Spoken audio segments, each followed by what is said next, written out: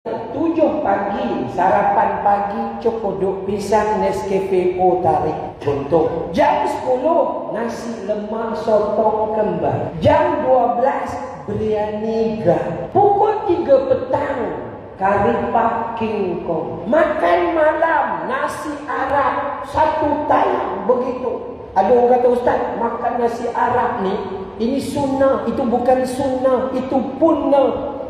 Itu bukan sunnah. Nabi tak ada makan sampai 1 talam macam tu. Tuan-tuan perempuan perasan tak, restoran Arab yang datang ke Malaysia tu yang paling top namanya apa? Hadra Maut. Napa pun maut. Itu pun kita tak perasan. Kan ya? Jadi tu, maka kita ni kalau bab makan ni, Allah, tuan-tuan kalau perasanlah, dulu makan tak berapa sama, tapi sekarang ni orang beratur panjang ni semata-mata nak beli sesuatu makanan yang viral dalam TikTok dan Facebook.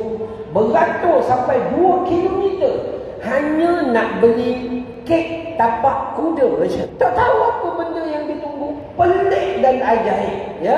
Hari ni makan kenduri kahwin udah pakai buffet style. Dia tu depan tu, kita tengok cedok, no, mata ni mata, no, ambil, no, tak perasan, gigi tinggal 2 je kat tengah tu, nak makan apa banyak-banyak, tak perasan. Kita tengok minat, cedok lagi, cedok, tak perasan. Kencing manis 28. Iya sungguh, kan, tak perasan masa kita seduk nasi tu, kita tak perasan. Awak makan buah nangka madu, makan 1 ulas, mengeniak 1 minggu. Itu tanda awak dah tua dah. Tapi tu kita makan melampau. Kemudian kita pergi restoran. Ada restoran nama dia Steamboat. Bayar, ambil dan masak sendiri kat meja kita. Kalau nak masak, baik makan di rumah, tak payah pergi kedai. Lebih teruk hari ni, makan yang dipanggil sebagai shell udah macam lembu makan. Ditaburnya gitu, udah macam lembu kita makan.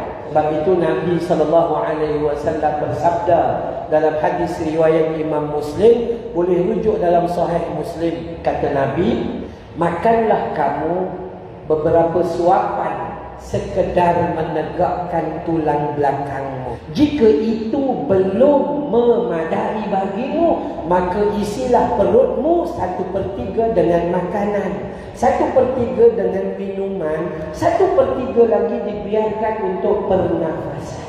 Gitu sebenarnya. Tapi hari ini orang makan ni, Masya Allah.